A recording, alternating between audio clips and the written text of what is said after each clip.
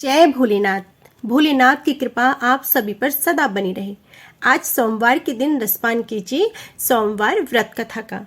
सोमवार के व्रत को लेकर मान्यता है कि इस व्रत को करने से भगवान शिव अपनी भक्तों की सभी मनोकामनाओं को पूर्ण करते हैं। सोमवार का दिन भगवान शिव जी को समर्पित है, इसलिए इस दिन भगवान शिव की पूजा और व्रत करने का महत्व और ज्यादा बढ़ जाता है। यदि आप सोमवार के व्रत को करते हैं तो आपको सोमवार व्रत कथा को पढ़ना बेहद जरूरी है, क्योंकि इसके बिना आपका व्रत अधूरा माना जाता है।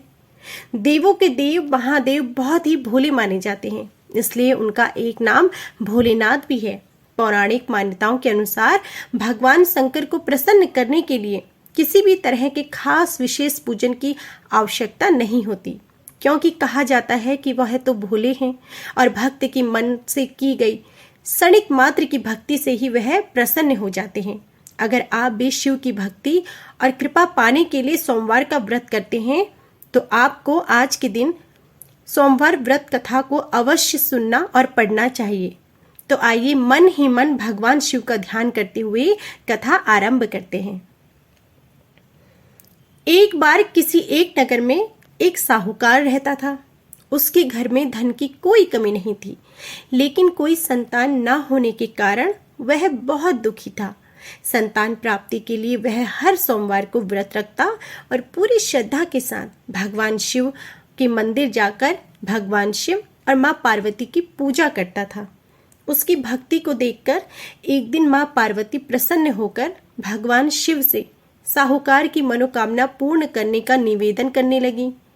पार्वती जी के आग्रह पर भगवान शिव ने कहा कि हे पार्वती, इस संसार में हर प्राणी को उसके कर्मों का फल मिलता है और जिसके भाग्य में जो हो उसे वही भोगना पड़ता है। लेकिन पार्वती जी ने साहूकार की भक्ति देखकर उसकी मनोकामना पूर्ण करने की इच्छा व्यक्त की। माता पार्वती के बार बार आग्रह करने पर शिवजी ने साहूकार को पुत्र प्राप्ति का वरदान तो दिया, लेकिन उन्होंने बताया कि यह बालक 12 वर्ष तक ही जीवित रहेगा। माँ पार्वती और भगवान शिव की बातचीत को साहूकार सुन रहा था, इसलिए उसे ना तो इस बात की खुशी थी और ना ही दुख था। वह पहले की भांति शिवजी की पूजा करता रहा और कुछ समय के बाद साहूकार की पत्नी ने एक सुंदर से पुत्र को जन्म दिया। जब वह बालक 11 वर्ष का हुआ तो उसे पढ़ने के लिए काशी भेज दिया गया। साहूकार ने पुत्र के मामा को बुलाकर उसे बहुत सारा धन देते हुए कहा कि तुम इस बालक को काशी विद्या प्राप्ति के लिए ले जाओ। तुम लोग रास्ते में यज्ञ कराते हुए जाना और ब्राह्मणों को भोजन दान दक्षिणा देते हुए जाना। दोनों मामा भांजे इसी तरह यज्ञ कराते और ब्राह्मणों को दान दक्षिणा देते हुए काशी नगरी को निकल पड़े। इस दौरान रात में एक नगर पड़ा, जहां नगर की राजा की कन्या का विवाह था, लेकिन जिस राजकुमार से उसका विवाह होने वाला था वह एक आंख से काना था। राजकुमार के पिता ने अपने पुत्र के काना होने की बात को छुपाने के लिए सोचा क्यों ना साहूकार के पुत्र को दुल्हा बनाकर राजकुमारी से विवाह करा दूं। विवाह के बाद इसको धन देकर विदा कर दूंगा और राजकुमारी को अपने नगर ले जाऊंगा। लड़की को दूल्हे के वस्त्र पहनाकर राजकुमारी से विवाह करा दिया गया।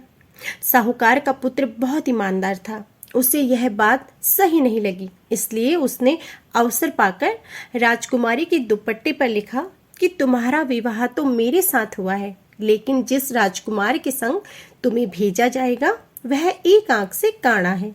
मैं तो काशी पढ़ने जा रहा हूँ। और जब राजकुमारी ने अपने दुपट्टे पर लिखी बातें पढ़ी तो उसने अपने माता पिता को यह सब बात बताई। राजा ने अपनी पुत्री को विदा नहीं किया और फिर बारात वापस चली गई। उधर दूसरी ओर साहूकार का लड़का और उसका मामा काशी पहुंचे और वहां जाकर उन्होंने यज्ञ किया। जिस दिन लड़का 12 साल का हुआ उस दिन भी यज्ञ का आयोजन था। लड़के ने अपने मामा से कहा कि मेरी तबीयत कुछ ठीक नहीं है, तो मामा ने कहा कि तुम अंदर जाकर आराम कर लो। शिवजी की वरदान के अनुसार कुछ ही देर में उस बालक के प्राण निकल गए। मृत भांजे को देख उसके मामा ने विलाप करना शुरू किया। संयोगवश उसी समय शिवजी और माता पार्वती उधर से जा रहे थे। माँ पार्वती ने भोलेनाथ से कहा, हे स्वामी, मुझे इसके रोने के स्वर सहन नहीं हो रहे, आप इस व्यक्ति के कष्ट को अवश्य दूर करें। जब शिवजी मृत बालक के समीप गए तो वह बोले कि यह वही साहूकार का पुत्र है जिसे मैंने 12 वर्ष की आयु का वरदान दिया था। अब इसकी आयु पूरी हो चुकी है। लेकिन मातृ भाव से विभोर माता पार्वती ने कहा कि हे महादेव, आप इस बालक को और आयु देने की कृपा करें, अन्यथा इसके वियोग में इसके माता पिता भी तड़प तड़प कर मर जाएंगे। माँ पार्वती के पुनः आग्रह पर भगवान शिव ने उस लड़की को जीवित होने का वरदान दिया। शिवजी की कृपा से वह लड़का जीवित हो गया। शिक्षा पूरी करके लड़का मामा के साथ अपने नगर की ओर वापस चल दिया। दोनों चलते हुए उसी नगरी में पहुंचे जहां उसका विवाह हुआ था। उस नगर में भी उन्होंने यज्ञ का आयोजन किया। उस लड़की के ससुर ने उसे पहचान लिया और महल में ले जाकर उसकी खूब खातिरदारी की और अपनी पुत्री को विदा किया। इधर साहूकार और उसकी पत्नी भूखे प्यासे रहकर अपने बेटे की प्रतीक्षा कर रहे थे। उन्होंने प्रण कर रखा था कि यदि उन्हें अपने बेटे की मृत्यु का समाचार मिला तो वह भी प्राण त्याग देंगे। परंतु अपने बेटे के जीवित होने का समाचार पाकर वह दोनों बेहद ही प्रसन्न हुए और उसी रात भगवान शिव ने साहूकार के स्वप्न में आकर कहा, हे श्रेष्ठी, मैंने तेरे सोमवार के व्रत करने और व्रत कथा सुनने से प्रसन्न होकर तेरे पुत्र को लंबी आयु प्रदान की है। इसी प्रकार जो कोई सोमवार का व्रत करता है या कथा सुनता और पढ़ता है, उसके सभी दुख दूर होते हैं और सभी मनोकामनाएं भी पूर्ण होती हैं। अब जानिए कैसे करें सोमवार को महादेव का पूजन।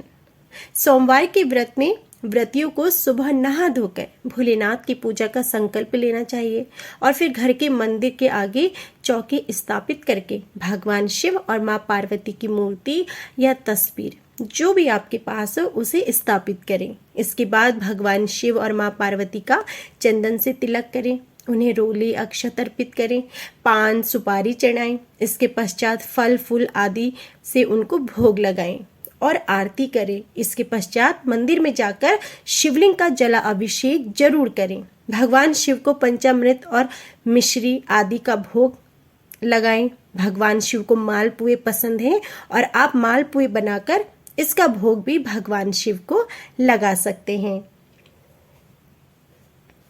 अब जानिए सोमवार के व्रत में क्या खा सकते हैं और क्या नहीं। सोमवार के व्रत में नमक का प्रयोग करने की मनाही की जाती है। व्रत में अन्न की बजाय कुट्टू या सिंगाड़े के आटे से बनी रोटी या पराठा या फिर पूरी आप इस दिन खा सकते हैं। इस दिन व्रत में सामक के चावल की खीर बनाकर खानी चाहिए। इस दिन व्रत में आलू की सब्जी और बिना नमक के दही का उपयोग आप कर सकते हैं। इस दिन सेंधा नमक का सेवन करना चाहिए। आप फलाहार में ताजे फल, केला, सेब, पपीता आदि का सेवन भी करें। घर के अन्य सदस्यों को भी शाकाहारी भोजन करना चाहिए। इस दिन तामसिक भोजन से दूर रहना चाहिए। मान्यता है कि जो भी भक्त सोमवार व्रत करता है और सोमवार व्रत के दिन व्रत कथा पढ़ता और सुनता है, भगवान भोलेनाथ उसके सभी दुखों को दूर करते हैं और उसकी सभी मनोकामनाओं को भी पूर्ण करते हैं।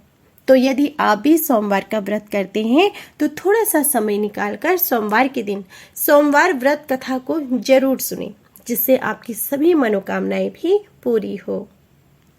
तो यह थी हमारी आज की संपूर्ण सोमवार व्रत कथा। उम्मीद है कि आपको हमारी यह वीडियो जरूर पसंद आई होगी।